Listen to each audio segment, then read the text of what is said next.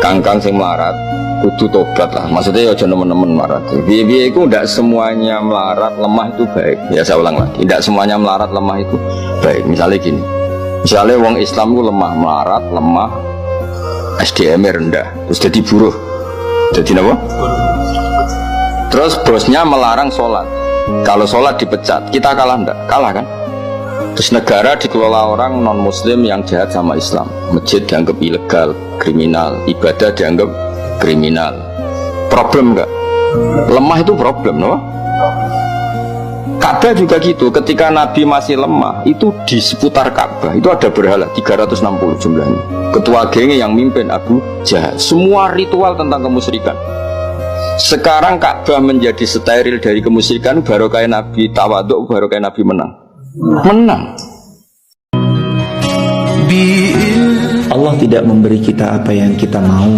Allah tidak memberi langsung kepada kita apa yang kita pinta, tapi Allah memberi kepada kita apa yang kita butuhkan. Ya Allah, saya mau mawar, dikasih tangkai berduri agar kita merawat, menyirami dengan air, memberi pupuk, dan menikmati proses saat merawat tangkai berduri itu sampai hasil dari tangkai berduri itu adalah bunga mawar yang indah dan mempesona. Proses, jangan mau instan. Mari kita nikmati setiap peran yang kita mainkan. Jangan sampai peran-peran yang kita mainkan itu jadi beban. Karena ketika jadi beban akan sangat berat dan tidak akan maksimal kita jalankan.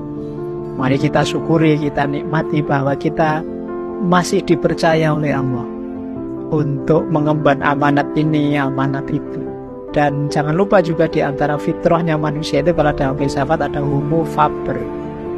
Manusia itu tidak bisa diam saja, dia selalu ingin beraktivitas, bekerja. Dengan oleh Allah disuplai terus dengan peran ini, peran itu, berarti Allah masih sayang kita. Mari kita berikan yang terbaik. Tentu saja tanpa harus menyiksa diri, tapi dengan tahu batas tadi, juga prioritas. Orang itu semuanya selalu sebentar senang, sebentar susah. Itu sudah. Tidak ada orang itu senang terus, susah terus, tidak ada. Separah apapun kondisinya atau sebaik apapun kondisinya, orang itu selalu sebentar senang, sebentar susah. Jadi kalau sudah seperti ini, makanya kita tidak harus terlalu minder, terlalu sedih, atau terlalu sombong. Oh ya, kita ini sama saja. Nah, seperti liburannya kaum kecil tadi yang kusuk tadi kan senang. Seperti kata-katanya Socrates, ini mbahnya filosof ini. Kata dia, orang yang tidak bisa menikmati yang dia miliki saat ini, dia pun tidak akan bisa menikmati apapun yang dia raih besok. Ketika Anda mensifati Allah, Dia yang menghidupkan. Sudah itu tanamkan, sehingga ketika kita mati, santai saja. Kenapa santai?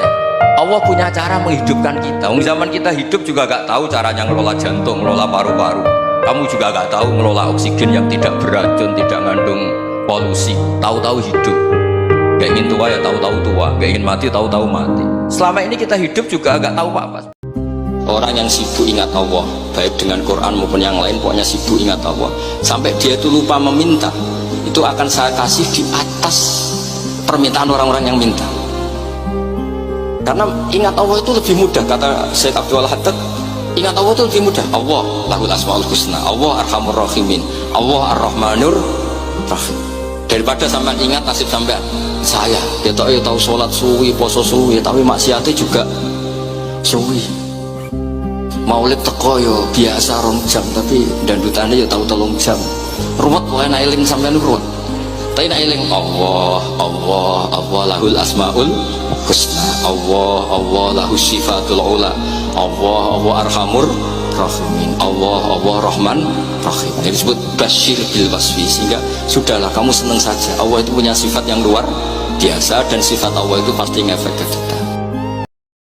Dulu itu ada guyonan, ada tokoh Mu'tazilah, kelompok dalam Islam yang berpikir manusia itu bisa menentukan ikhtiarnya sendiri.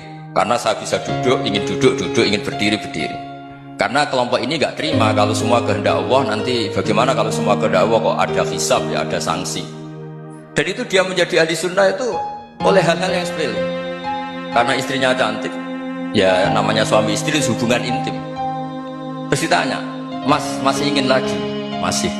Silahkan diulang lagi. Wah ya tidak bisa. Katanya manusia bisa menentukan yang diinginkan. Itu tobat itu. Segampang itu.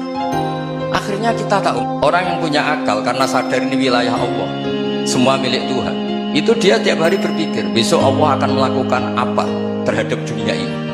Kamu merencanakan suatu mau plesir, ternyata gempa. Mau wisata ke Rusia, ternyata perang. Kamu tidak pernah tahu apa yang akan terjadi besok.